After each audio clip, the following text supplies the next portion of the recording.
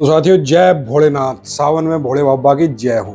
साथियों, आज बात करेंगे हम हरियाणा में अवैध कब्जे कितने बढ़ते जा रहे हैं, उस पर एक रिपोर्ट मैं आपके सामने लेकर आया हूं। तो वीडियो अच्छा लगे तो लाइक शेयर सब्सक्राइब जरूर करना। इसमें आपको हकीकत पता चलेगी कि असलियत में हरियाणा में कब्जों को लेकर क्या चल रहा है, क्योंकि हर गांव हर शहर में आपने अक्सर कब्जे देखे होंगे। अड़ोसी पड़ोसी या कहीं कोई दूर आपका कब्जा जो है आप अक्सर देखते रहते होंगे। तो उसी के बारे में एक रिपोर्ट मैंने तैयार करी है।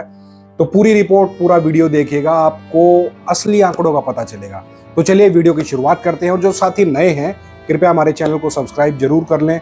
यार, बड़ी मेहनत करके मैं आप लोगों के लिए ये रिपोर्ट और ये न्यूज़ लेके आता हूँ।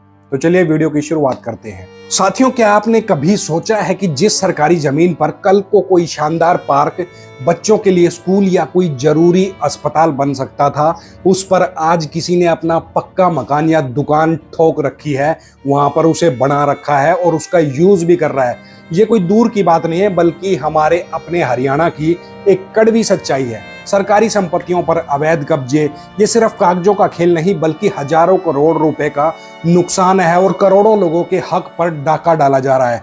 हाल ही में जो आंकड़े सामने आए हैं वो सच में चौंकाने वाले हैं। हमारे हरियाणा के 11 जिलों में पूरे 6,497 सरकारी संपत्तियों पर अवैध कब्जे का वो संपत्तियां शिकार हो चुकी हैं। उन पे लोगों ने कब्जा बिठा दिया अपना। आप सोचिए कि ये कोई छोटी मोटी संख्या नहीं है। और इसका सबसे बड़ा गुनहगार कौन है? पता है आपको कौन है?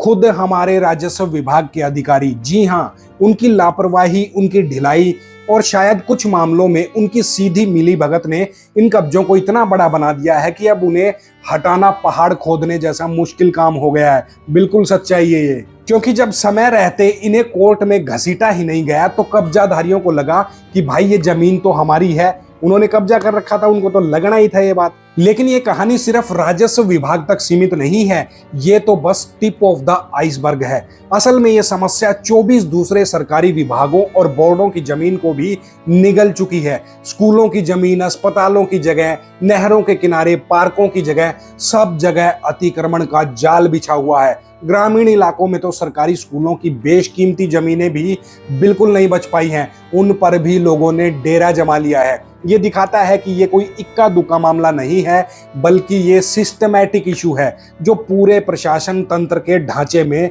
घुसकर अपना पालन पोषण कर रहा है। और साथियों, इस अतिक्रमण से, इन कब्जों से जो वित्तीय नुकसान हो रहा है उसे सुनकर आपके होश उड़ जाएंगे। गुरुग्राम का ही उदाहरण ले लीजिए, जहां पर लगभग 1500 करोड़ रुपए की सरकारी जमीन पर अवैध कब्जे हैं। सोचिए इतने पैसों से कितने विकास कार्य हो सकते थे। हरियाणा शहरी विकास प्राधिकरण यानी कि HSVP जैसी संस्थाओं को, DLF जैसी बड़ी कंपनियों को नोटिस जारी करने पड़ रहे हैं ताकि सरकारी जमीन सरकार की खाली हो सके। और सोहना में हरियाणा पर्यटन विभाग की जमीन पर बने लगभग 200 अवैध मकानों को ढहाने की फिलहाल तैयारी भी चल रही है। ये केवल बिल्डिंगें नहीं है, ये उन सपनों का मलबा है जो उन जमीनों पर पूरे हो सकते थे। साल 2018 में भी कुछ कार्रवाई ऐसी हुई थी जब 933 मामलों में 867 हेक्टेयर से ज्यादा जमीन सरकार द्वारा खाली करवाई गई थी और 1416 बेदखली के आदेश जारी हुए थे। लेकिन ये आंकड़े बताते हैं कि समस्या तब भी थी और आज भी और ज्यादा विकराल रूप ले चुकी है।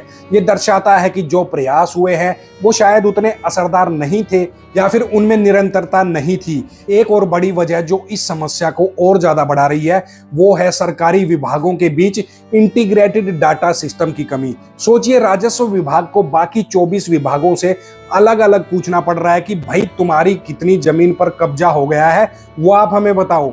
अगर हमारे पास साथियों एक centralised real time monitoring system होता तो जैसे ही कहीं पर कोई कब्जा होता तो तुरंत अलर्ट मिल जाता और सरकार उस पर कार्रवाई कर दी जाती। ये दिखाता है कि हम एक रिएक्टिव मोड में काम कर रहे हैं, यानी आग लगने पर कुआं खोद रहे हैं हम लोग, जबकि हमें आग लगने से पहले ही इंतजाम कर लेने चाहिए थे। ये सब बताता है कि हमारे प्रशासनिक तौर तरीके में एक बहुत बड़ा बदलाव लाने की इस समय जरूरत है। अब बात करते हैं उस सबसे बड़े पहलू की, राजस्व अधिकारियों की लापरवाही। ये सिर्फ काम में ढिलाई नहीं है, बल्कि अक्सर ये करप्शन एंड कोलिजन का सीधा नतीजा है। सोचिए 6,497 संपत्तियों पर कब्जे इसलिए हुए क्योंकि अधिकारियों ने समय पर कोर्ट का दरवाजा नहीं खटखटाया। उनकी इस निष्क्रियता ने अवैध कब्जाधारियों को एक तरह से खुला निमंत्रण दे दिया। इसके पीछे भी कई कारण हैं साथियों, उन कारणों के बारे में आपको बताते हैं। पहला कारण है ड्यू डिलिजेंस की कमी, यानी कि जमीन की नियमित जांच पड़ताल नहीं होती और जब कब्जा हो भी जाता है तो उस पर तुरंत एक्शन नहीं लिया जाता। दूसरा पॉइंट है प्रक्रियाओं को ताक पर रखना। नोटिस जारी करने से लेकर केस फाइल करने तक की जो भी सरकारी प्रक्रियाएं होती हैं उनका ठीक से पालन नहीं किया जाता। और नंबर 3 पॉइंट है भ्रष्टाचार और मिलीभगत। ये सबसे ज्यादा खतरनाक है। अभी हाल ही में 13 राजस्व अधिकारियों का तबादला भ्रष्टाचार के आरोपों और नियमों की अनदेखी के चलते हुआ है। सोचिए जिला स्तर के अधिकारी ही अगर ऐसे काम में लिप्त हो जाएंगे तो नीचे क्या होगा। और कलायत के तहसीलदार दिनेश ढिल्लों का केस तो एक मिसाल है, जिन्हें गंभीर प्रशासनिक लापरवाही और एक रिश्तेदार को लाभ पहुंचाने के लिए निलंबन झेलना पड़ा था। इससे साफ है कि कई बार ये लापरवाही सिर्फ लापरवाही नहीं होती, बल्कि जानबूझकर की गई निष्क्रियता होती है ताकि कुछ लोगों को इसका फायदा पहुंचाया जा सके। राजस्व विभाग में 129 दागी अधिकारियों की पहचान इस बात की पुष्टि को और ज्यादा पुख्ता करती है कि ये समस्या कितनी गहरी है। ये अब सिर्फ एक प्रशासनिक मुद्दा नहीं, बल्कि एक नैतिक और शायद आपराधिक मुद्दा भी पूरे हरियाणा में बन चुका है। खैर चलिए, देर से ही सही, लेकिन सरकार ने कुछ एक्शन लिया है। इन 13 जिला राजस्व अधिकारियों का तबादला हुआ है, दिनेश ढिल्लों को निलंबित कर दिया गया है और 129 दागी अधिकारियों पर कार्रवाई चल रही है। ये दिखाता है कि सरकार अब जवाबदेही तय कर रही है। कानून भी ऐसे अधिकारियों पर सख्त होते जा रहे हैं। जैसे भूमि राजस्व अधिनियम की धारा 91(6) ऐसे लापरवाह अधिकारियों पर आधिकारिक दायित्व भी डाल सकती है। लेकिन भाई ये सब तो तब हो पा रहा है जब आग लग चुकी है। अगर हमारे पास मजबूत इंटरनल ऑडिट सिस्टम या रियल टाइम परफॉर्मेंस मॉनिटरिंग और पारदर्शी रिपोर्टिंग होती तो शायद इतने बड़े पैमाने पर कब्जे हरियाणा में नहीं हो पाते। साथियों, ये बताता है कि हमें सिर्फ सजा देने के बजाय पहले ही रोकथाम के मजबूत उपाय करने होंगे। इस लापरवाही के नतीजे भी बड़े भयानक हो सकते हैं। सबसे पहला तो अरबों रुपए की सरकारी जमीन का नुकसान जो कभी वापस नहीं आ सकती या जिसके लिए सालों कानूनी लड़ाई लड़नी पड़ेगी। दूसरा है जब सरकारी अधिकारी ही ऐसे काम में लिप्त हो तो जनता का विश्वास सरकार पर से उठ जाता है। लोग सोचते हैं कि जब अधिकारी ही भ्रष्ट हैं तो हमारी सुनवाई कौन करेगा। तीसरा है ये देरी ही सबसे बड़ी इसकी दुश्मन है। सीमा अधिनियम 1963 के तहत अगर कोई भी व्यक्ति 12 साल तक किसी जमीन पर अवैध कब्जा रखता है और मालिक दावा नहीं करता है तो वो उस पर प्रतिकूल कब्जे का कानूनी दावा कर सकता है। यानी अगर हम देर करते हैं तो कब्जाधारियों को एक लूपहोल मिल जाता है जिससे उन्हें हटाना और भी ज्यादा सरकार के लिए मुश्किल हो जाता है और सरकार के लिए प्रक्रियाएं और ज्यादा महंगी हो जाती हैं। फिर धीरे धीरे ये कब्जे विकास परियोजनाओं में भी अड़ंगा डालते हैं और जब इतने सारे केस एक साथ कोर्ट में आते हैं तो हमारी न्यायपालिका पर भी इसका बहुत भारी बोझ पड़ता है। अच्छी बात तो यह है कि हमारे पास एक मजबूत कानूनी ढांचा है। सार्वजनिक परिसर यानी कि अनाधिकृत अधिभोगियों की बेदखली अधिनियम 1971-72 जैसी केंद्रीय कानून एस्टेट अधिकारियों को बेदखली के पूरे अधिकार देता है, जो उन्हें नोटिस देने से लेकर बिल्डिंग गिराने और हर्जाना वसूलने तक का उनको वो स्वतंत्रता देता है। ये एक्ट सिविल अदालतों के अधिकार क्षेत्र को भी सीमित करता है ताकि मामलों का निपटारा तेजी से हो सके।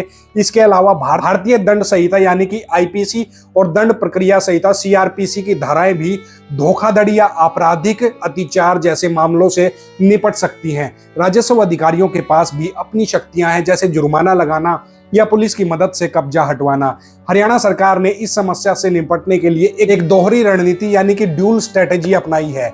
एक तरफ तो अतिक्रमण हटाने के लिए सख्त निर्देश सरकार दे रही है, वहीं दूसरी तरफ उन्होंने उन लोगों के लिए भी एक सशर्त नियमितीकरण नीति भी लाई है जिसमें उन्हें 31 मार्च 2024 से पहले पंचायती या सरकारी जमीन पर छोटे मकान बनाए थे, जिन्होंने जो 500 वर्ग गज से कम थे उन्हें जनवरी 2026 तक आवेदन करना होगा और प्रीमियम देना होगा। इस नीति का मकसद मानवीय दृष्टिकोण अपनाना है, लेकिन इसे लागू करते समय बहुत सावधानी बरतनी होगी। कहीं ऐसा ना हो जाए कि ये नीति नए अतिक्रमणों को बढ़ावा देने का गलत संदेश दे दे।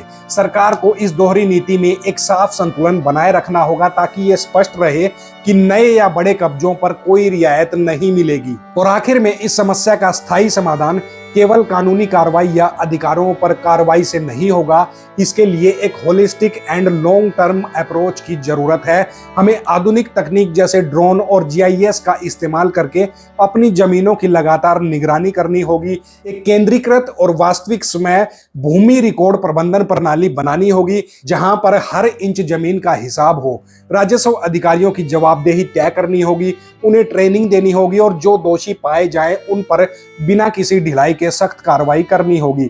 अदालती प्रक्रियाओं को भी तेजी से निपटाना होगा। इसके लिए फास्ट ट्रैक कोर्ट बनाए जा सकते हैं और सबसे अहम, हमें जनता को भी इस मुहिम में शामिल करना होगा। लोगों को पता होना चाहिए कि अवैध कब्जे से क्या क्या नुकसान है, उसके क्या क्या नुकसान आगे हो सकते हैं और वे इसकी शिकायत कहां कहां कर सकते हैं। तभी हम अपनी बहुमूल्य सरकारी संपत्तियों को बचा पाएंगे और हरियाणा को सच में विकास के पथ पर आगे ले पाएंगे। साथियों, ये एक बड़ी चुनौती है, लेकिन असंभव बिल्कुल भी नहीं है। हमें बस एक साथ मिलकर सरकार के साथ काम करना होगा। सरकार की आंख नाक कान बनने होंगे। तो साथियों, ये थी रिपोर्ट जो अवैध कब्जाधारियों पर सरकार क्या क्या उन पर केस हो सकते हैं और सरकार उनके लिए क्या क्या कर रही है। तो मिलते हैं आपसे अगले बुलेटिन में किसी नए ऐसे ही मुद्दे के साथ। तो साथियों, जो साथी नए हैं चैनल को कृपया सब्सक्राइब जरूर कर लें। मेरा नाम है मनदीप, आपका दोस्त। मिलते हैं कल। जय श्री राम, जय भोलेनाथ।